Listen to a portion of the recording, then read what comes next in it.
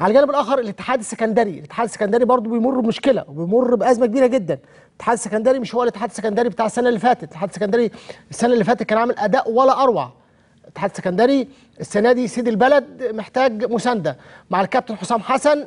يعني الاداء باهت، مفيش نتائج، مفيش فوز، تعادلات، تعادل مع الاسيوطي وبعد كده تعادل تاني. اعتقد ان المباراه الجايه مع دمنهور اعتقد دي ممكن تبقى المباراه الاخيره. وبرده من الكواليس وعندي معلومه اكيده، قالوا ان الكابتن حسام حسن قال للعيبه ان المباراه اللي جايه لو لا قدر الله ما حصلش توفيق هو الراجل يعني هيمشي.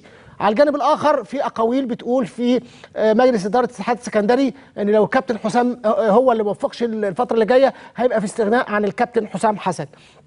انا شايف بقول ان الامور مع الكابتن حسام حسن يعني ماشيه مش زي ما هو عايز. يعني في نقول سوء حظ كبير جدا ملازمه من كان في الزمالك وبعد كده مع الاتحاد السكندري. هو كان موفق جدا لما كان مع الاردن ومنتخب الاردن. في شهر واحد كنا هنلاقي الكابتن حسام حسن المدير الفني لمنتخب الاردن في كاس اسيا طبعا باستراليا في شهر يناير.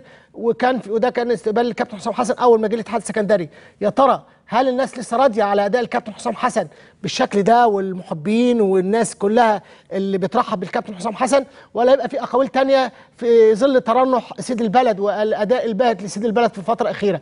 كابتن حسام والكابتن ابراهيم اسماء كبيره جدا في تاريخ كره القدم المصريه، لكن الحظوظ يا جماعه في واحد بيبقى موفق في مكان ومبقاش موفق في مكان تاني. الحظوظ ولكن الظروف. هل يعني في تقصير من مجلس الاداره، في تقصير من اللاعبين، في تقصير من الكابتن حسام حسن نفسه وجهازه المعاون؟ ما اكيد لازم نقطه الضعف او نقطه الخلل في الموضوع لازم نعرفها هي فين.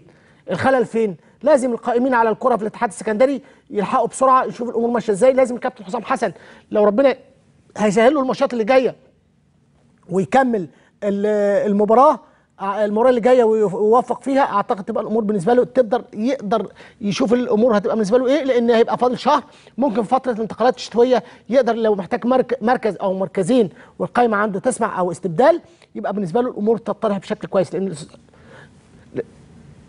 معانا الاستاذ عز حسين عضو مجلس اداره الاتحاد السكندري. استاذ عز اهلا بيك. يا اهلا بيك يا حبيبي. انا قلت من شويه ان اتحاد سيد البلد مش هو الاتحاد بتاع السنه اللي فاتت، تتفق معايا في الكلام الاول ولا لا؟ لا متفق معاك. تتفق معايا؟ ايوه. طيب ايه بقى السر فين؟ انا قلت يا يبقى التقصير اللي عند مجلس الاداره يا عند الكابتن حسام يا عند اللاعبين. اكيد لازم اعضاء مجلس الاداره كاملا يحط ايده على الخلل اللي فيه الاتحاد السكندري. طيب نتكلم بقى بشفافيه شويه. اكيد ده يحترم حضرتك طبعا في شفافيه. احنا من مجالس الادارات ان لما بنجيب مدير فني بنديله كل حاجه. احترام طبعا. طبعا. على اساس ان هو الاقدر بشغله، هو بجهازه بيبقوا حريصين على الفريق اللي معاهم، واحنا شغلتنا ان احنا بنحرص عليهم من بره وبنلبي طلباتهم. تمام. الكلام ده تم مع كابتن حسام، وانا بعضد كلامك فيه وعارف انكم مدين له كل الصلاحيات وكل الامكانيات بامانه. اتفضل. زي ما كنا عاطين لكابتن طلعت بالظبط. كابتن حسام يعني اشتكى ان اللعيبه اللي موجوده في الاتحاد ما عندهمش الطموح اللي هو عنده. ازاي يعني؟ ازاي يعني؟ كابتن حسام جاي الاتحاد السكندري عشان زي ما احنا كنا واعدين جمهور اسكندريه ان احنا السنه دي بنناكف وبننافس وبنصارع عشان نبقى في المقدمه، والسنه الجايه ان شاء الله بنلعب على بطوله. ده انت حالا بتصارع على انك تبقى في مكان كويس. لا انا بكلمك على اساس احنا طموحاتنا ايه. تمام يا فندم. تمام. بناء على كده كابتن حسام لما جه وشاف الفرقه فلقى ان في لعيبه متقاعسه. ايوه. وفي لعيبه مش بتلبي، مش ماشيه معاه على نفس الطريق بتاعه. وبالتالي هو في خمس لاعبين هو اقصاهم من ايوه اللي هم حسام عبد الجواد وعلي عفيفي وابن الكابتن طلعت يوسف. هم خمسه. خمس لاعبين. والفرق بتاع دمنهور. ايوه. تمام يا فندم. فهو دلوقتي بيرتب البيت من الداخل. لكن هو تعبان، حسام تعبان مع اللعيبه. فاحنا بنتعشم من اللعيبه ان هي ترجع لصوابها تاني وتركز مع كابتن حسام، لو الكلام ده تم بقى عندي فرقه الاتحاد بتاع السنه اللي فاتت اللي بتخوف، اللي في كل مكان بتروح بتنافس، عندها طموحات المكسب، عندها ثقافه المكسب، ودي بتختلف تماما عن لعيبه كسلان. بس عايز بيه اسمح لي، يعني انت برضو ما تمشي 5 لعيبه او 6 لعيبه في بدايه الموسم، انت لسه ما عملتش حاجه، ده برضو بتاثر بالسلب عليك، ده طبيعي يعني. والله هو حابب انه يركز مع المجموعه اللي موجوده، وثقافته بتقول ان انا بدل لعيب مش عايز، يعني مش هستعمله، مش هلاعبه، اوفر مجهودي معاه واوجه هذا المجهود لفرد اخر. تمام. انا شايف ان هي تبقى مفيده ان هو لو التجأ لناشئين النادي اللي هم مواليد 95 زائد الاثنين اللي جابهم من الزمالك وركز معاهم، ممكن يدخل منهم الفرقه الكبيره لغايه يناير. في يناير هيبقى عندنا 5 6 اماكن فاضيه، يقدر هو كان يتعاقد مع 3 4 لعيبه كويسين مميزين، الفرقه هتمشي. تمام. طب قبل ما اسال حضرتك السؤال اللي بعد اللي انا هساله ده، هل فعلا في قرار من مجلس الاداره لو الكابتن حسام ما وفقش في مباراه دمنهور هتقوليه؟ اقسم بالله العظيم ما حصل ولا في ذهننا ولا في بالنا. يا ريس انا كده بحترم حضرتك اكيد، يعني اكيد ده سؤال عندي انا بقوله. لا لا لا, لا عندي سؤال تاني، ان الكابتن حسام قال لهم يعني انا لو الامور وقفت زي ما هي كده انا مش هقدر اكمل. لو الامور فضلت زي ما هي كده ايه؟ مش هقدر اكمل للعيبه. لا يعني مش عاوز اقول لك حاجه، حسام زي اخويا الصغير، ما اقدرش اقول لك لا، حسام لازم يكمل غصب عنه. يعني ايه غصب عنه؟ يعني هو جه النادي بالحب بالعقد، بفكر وثقافه. احنا كمجلس اداره ما قصرناش معاه في حاجه، هو لازم يكون عنده من الاحترافيه انه يتعامل مع هذه اللعيبه. تمام معاك. تمام. طب ايه مشكله دلوقتي ويمشي يروح فين؟ صح. ايه مشكله ابراهيم الشايب كابتن الفريق؟ مفيش مشكله مع ابراهيم الشايب. ايه مشكلته؟ لو سمعت حاجه قول لنا. انا سمعت ان في معلومه ان في بعض المشاكل مع ابراهيم الشايب، عايز يمشيه كابتن حسام.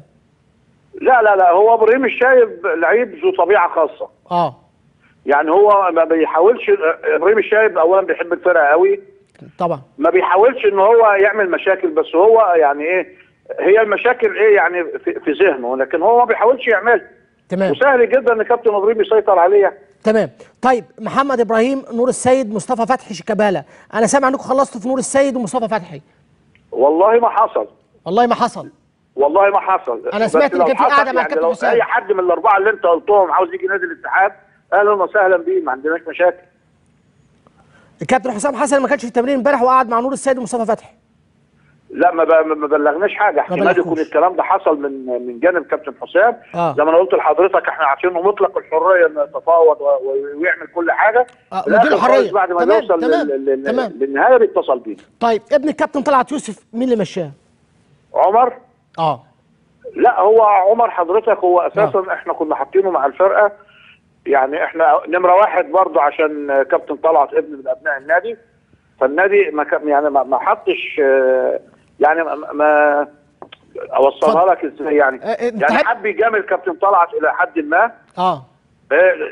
هي مشكله عمر ابن طلعت ان هو ابن طلعت في الفتره اللي كان فيها كابتن طلعت. لما مشى كابتن طلعت اتاثر شويه عمر. تمام. وزي ما قلت لك كابتن حسام جاي للنجاح، فهو شاف ان هو مش هيقدر يستخدم عمر في الوقت الحالي. فقال لك دول من ضمن الناس اللي انا مش هستخدمهم في الوقت الحالي. طب علي فرج وسيد الشبراوي ما حضروش التدريب عشان المستحقات دي حقيقه؟ احتمال، بس هي مش هو سيد الشبراوي ملهوش مستحقات. علي فرج ليه مستحقات، وهو الراجل كان كل ما بتيجي الفلوس ونيجي نوزع على اللعيبه كان علي فرج يقول لك ادي لزمايلي قبل مني. تمام. علي فرج ليه عندنا حوالي 200,000 حاجه زي كده. طب زعلان ليه علي فرج؟ لا ما اعرفش، انا مش عايز ادخل في الموضوع ده، يعني عشان ما حدش يقول ده زعلان عشان الفلوس، واحد تاني يقول لك ده زعلان عشان ما لعبش الماتش اللي فات، يعني مش عاوزين نقول الكلام. تمام. هو علي فرج لو في حاجه. طب الشبراوي يا عز بيه، الشبراوي ما بيجيش ليه؟ سيد الشبراوي ماله؟ ما بيجيش ليه التدريب؟ برضه معلومه، يعني هو الشبراوي لغايه اول امبارح كان منتظم مع الفرقه، ما فيش مشاكل.